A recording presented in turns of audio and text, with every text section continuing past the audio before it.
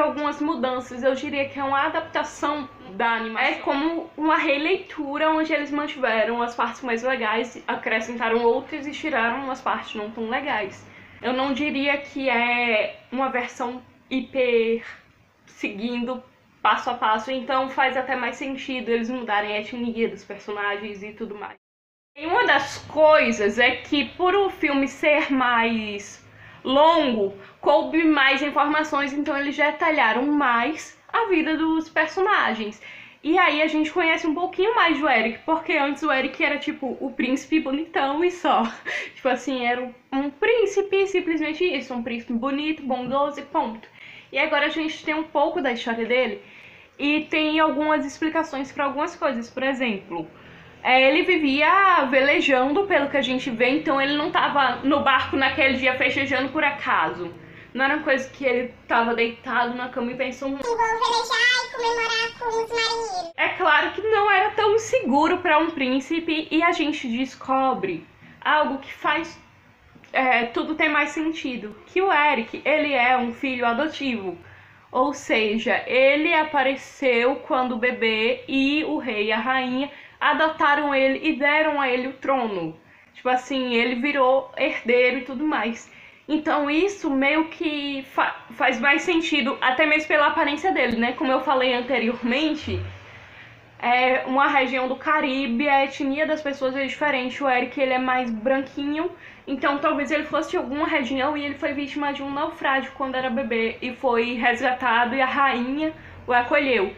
E por isso, não só a aparência dele é mais explicada, como faz mais sentido ele querer velejar, ele ter essa personalidade mais livre, mais rebelde, porque ele meio que não se sente tão pertencente àquilo, por mais que o rei e a rainha, acredito eu, que tenham dado a ele todo o amor. É como que na cabeça dele ele não merecesse tanto ser príncipe, talvez, e isso explica mais esse espírito aventureiro dele. E a ideia de que ele não pertence àquele lugar, ele pertence ao mundo inteiro, ele quer viajar, quer conhecer lugares, ele não quer estar preso àquele reino como que ele não fosse parte dali, pô.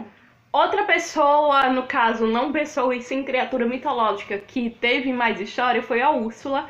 E na verdade já existiu um livro da Serena Valentim que eu amo muito, que é das vilãs, porque eu sempre amei essa coleção dela, onde ela explica a história das vilãs. E eles acrescentaram no filme o detalhe de que a Úrsula é tia da Ariel. Isso explica ainda mais o porquê parecia que ela tinha uma questão pessoal com a Ariel. Mas assim, a Úrsula é uma das vilãs que eu mais compreendo, porque tem vilão que parece que ele só é mal por ser mal e ponto. E a Úrsula, antes eu já entendia que ela era uma pessoa ambiciosa e aquele era o trabalho dela, então não era só a Ariel. E também era mais vantajoso para ela que as pessoas perdessem no acordo. Só que ela tem o interesse maior na Ariel por ser filha de um rei dos Sete Mares. Só que agora, no filme, fez muito mais sentido e fica muito mais interessante. E assim, gente, eu adoraria se o filme se aprofundasse mais ainda na história da Úrsula.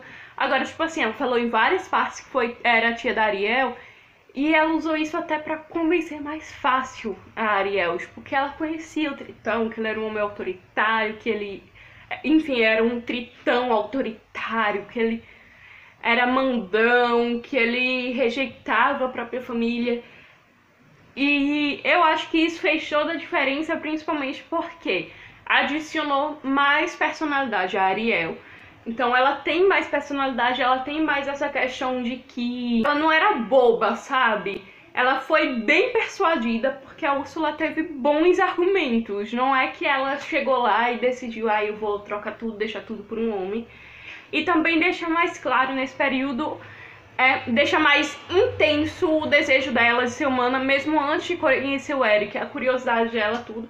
Que são questões que já tinha no desenho, mas que eles aprofundaram por ter mais tempo. E aí uma das partes que eles tiraram foi a parte que ela pergunta a Úrsula como ia conquistar o Eric sem a voz. E a Úrsula, em outras palavras, sugere que ela tenha relações com ele, né? Enfim, que ela ia conquistar ele com a aparência, com o corpo dela. Então, essa parte eles tiraram, felizmente. E também aquela parte da canção dela que ela fala que as meninas caladas que vão casar e que as mulheres que falam mais não vão casar, que a menina tem que ser quieta, enfim. Então eu achei uma ótima ideia eles tirarem essa parte do filme. Embora eu ainda teria compreendido caso eles encaixassem pelo simples fato de que a Úrsula é uma vilã, então tudo que ela fala não é lei. Se ela falou uma coisa que tem um cunho machista, é porque ela é uma pessoa má e ela tá tentando vender a qualquer custo, manipular Ariel usando qualquer artifício. Então eu compreenderia se eles tivessem deixado, mas eu fiquei muito feliz que eles tiraram, até porque parte do público é crianças e as crianças não têm tanto esse filtro. Eles também adicionaram novas músicas e pra mim as músicas novas estão muito dançantes, muito bonitas, principalmente que tem partes da Ariel como que ela estivesse cantando na cabeça dela.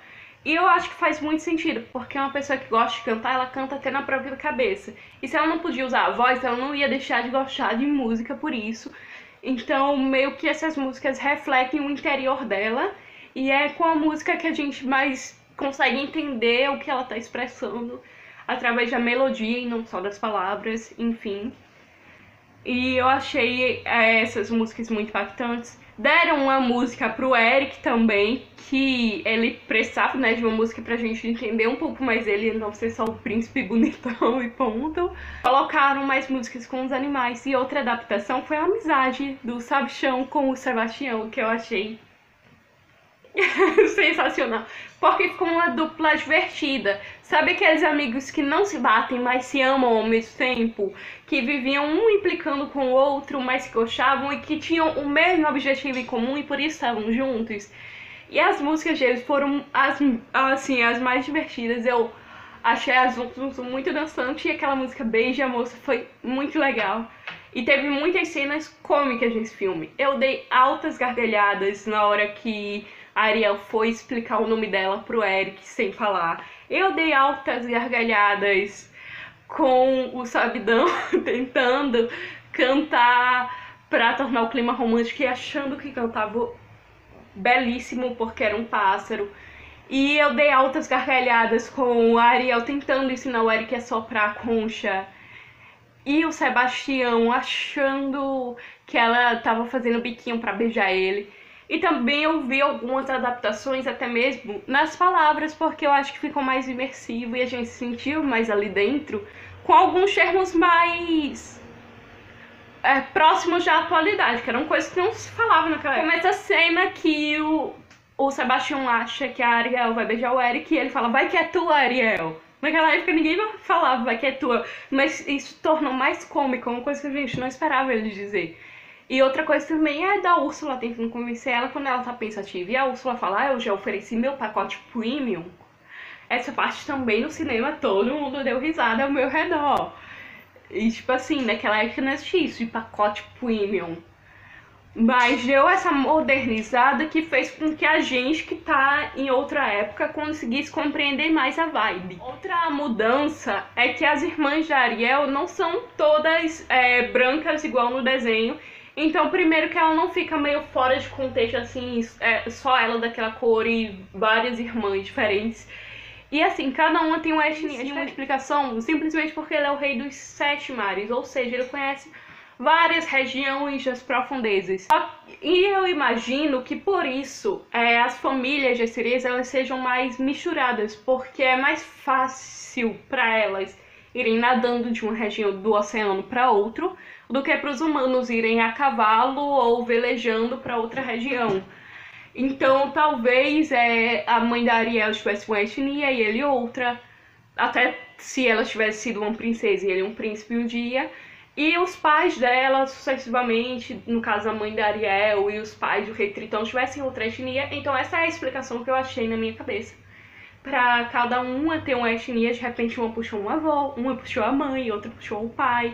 Outras foi mais uma mescla. Eu já até imagino a mãe da Ariel sendo uma mulher negra, porque eles tiveram, no caso, uma filha mais retinta, a Ariel, que eu acho que mesclou um pouco os genes, ela não é tão retinta, mas não é tão clara. de repente tinha algum asiático na família do rei Tritão ou da rainha, que eu não sei o nome, enfim.